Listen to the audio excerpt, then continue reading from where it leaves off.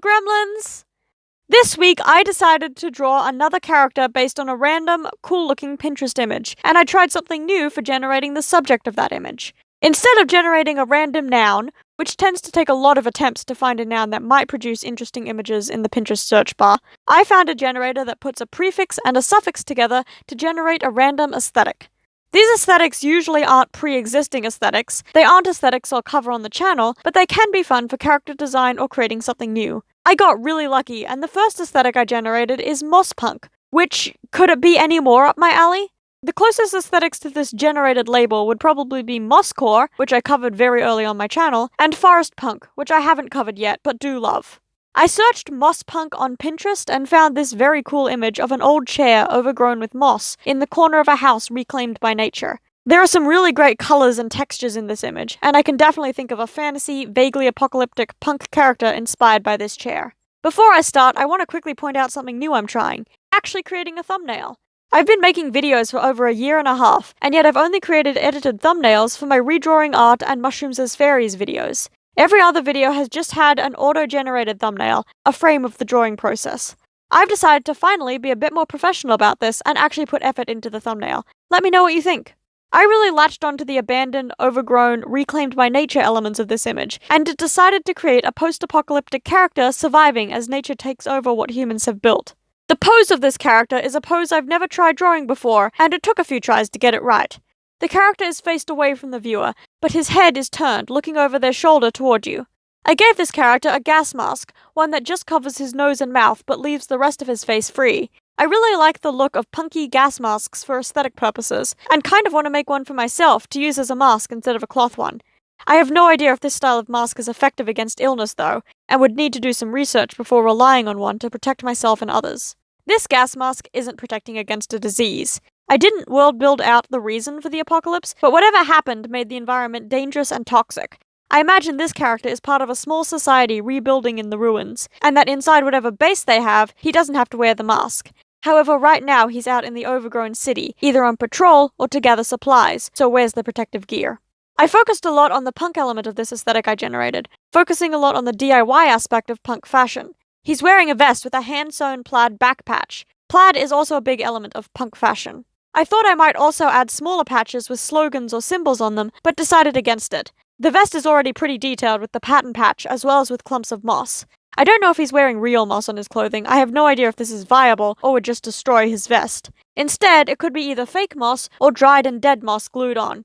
I think the group they are part of might use moss and other plants as symbols to recognize each other, focusing on regrowth and surviving amongst death and destruction.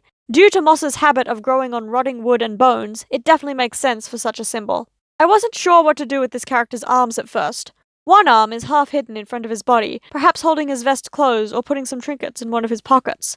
The other arm was originally just hanging by his side, but then I decided to give him some kind of weapon. A gun would probably have made more sense for a futuristic post-apocalypse, but I don't like guns, so I gave him a sword instead. Swords don't require dwindling supplies of ammunition, and they just look way cooler in my opinion. Mostly, he'd probably use the sword to intimidate or defend himself against wild animals, but he isn't in the only group surviving in the city, and the other groups are less peaceful and focused on rebuilding. I put a lot of small details into the line art of this image, which I'm quite proud of. They have stretched ears and a helix piercing, and they have a scar through their eyebrow from the dangers of life in this world. His very curly hair has a similar texture to the moss on the chair, and while it doesn't make a lot of sense for him to have access to hair dye, I don't care and made his hair dyed green. The shaved side of their head is brown, so the green isn't his natural color or anything. I drew each stitch around this character's back patch, as well as the repair patches on his elbows. I also made the sleeve holes of the vest slightly frayed, as though it either used to be a jacket with sleeves cut off now, or the vest is just worn and needs repairs. Either makes sense for this setting.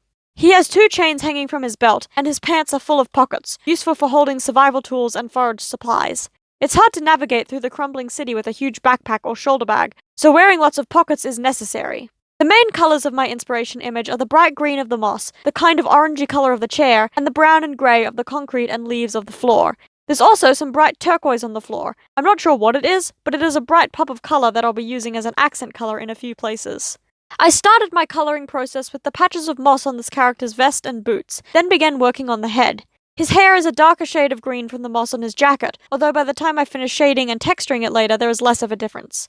His gas mask uses that accent of turquoise, as well as black, making it an item of high contrast. The turquoise is accenting the round things on the side. This is the point where I'll mention I do not know what any parts of a gas mask are called, or even which bit you get oxygen through.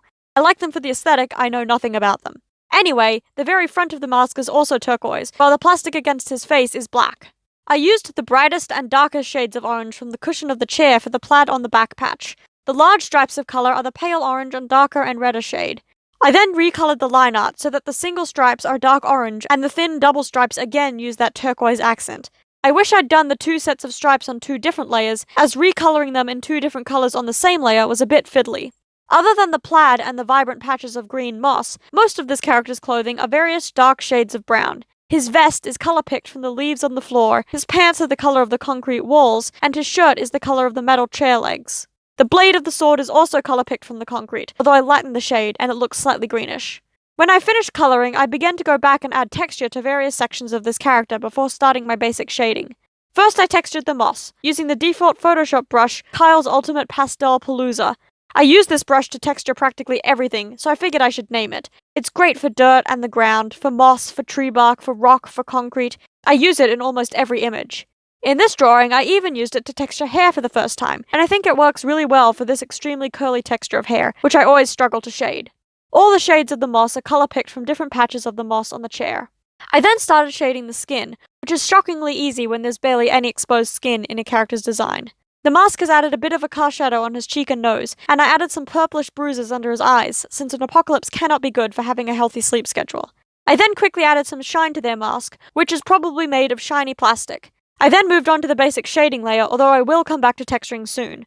When shading the vest, I realized that most of the vest, the plain brown fabric, is extremely boring compared to the plaid, moss, and baggy wrinkled sleeves.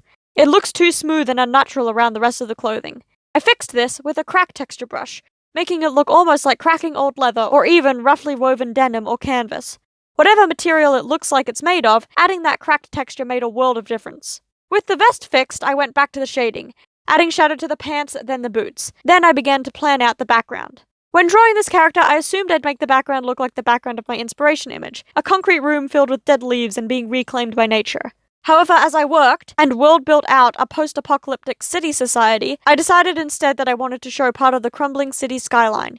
He's on the roof of a building now, traveling through the city out of sight and reach, and over the edge of that building, a street of multi-story crumbling apartments are visible. I worked on the roof of the building he's standing on first. It's a simple concrete block, which I textured, added a few cracks to, then covered with dead leaves and patches of moss. The concrete is the same color as the concrete in my inspo image, a kind of greenish, brownish grey. Behind the character stretches his cast shadow. I then began working on the complicated part of the background, going building by building. On the first and tallest building, I drew a fire escape up the side, which thick vines are slowly climbing. The building is still intact, but the windows are all dark and the vines are ever creeping upward. This is the building I'm most proud of in the end. The middle building is mostly hidden behind my character, and is the shortest building of the 3. I also forgot to give it windows, and I'm only realizing this now as I write. The building is even more covered in vines, not just from below, but also growing down from the roof. The final building was the most complicated to draw, and is also the one I'm least happy with. I wanted to draw a building that has already partially fallen down, with huge slabs of the walls and ceiling collapsed, exposing a dark and empty interior. I drew the steel supports exposed where the concrete is gone, or twisted out of shape. Once again, I forgot the windows, which I might go back and add later. This building is also growing with vines and plants, which probably didn't help it stay together. The final details I added to the background were greenish clouds, doubtless the reason for the gas mask, and an overcast greenish-grey sky. I think overall I definitely prefer the character to the background. I might come back to this image when I have a better grasp of drawing cities and make the background better. The character, though, I am so happy with. Recently, I've gotten into a mild drawing slump after several very high-effort videos back-to-back that has left me without a buffer and falling behind. But I think drawing this character has broken that slump a bit. I love the prompt I got. I think the image I found as inspiration is really interesting, and I absolutely love the concept I came up with. I love this guy's overgrown, post-apocalyptic outfit. I love the new pose I tried, and I love the story that developed around this character's look, and the world he's in. If you also love this character and his world, this art is now available on my Etsy, as is a lot of my other art. Until next time, bye!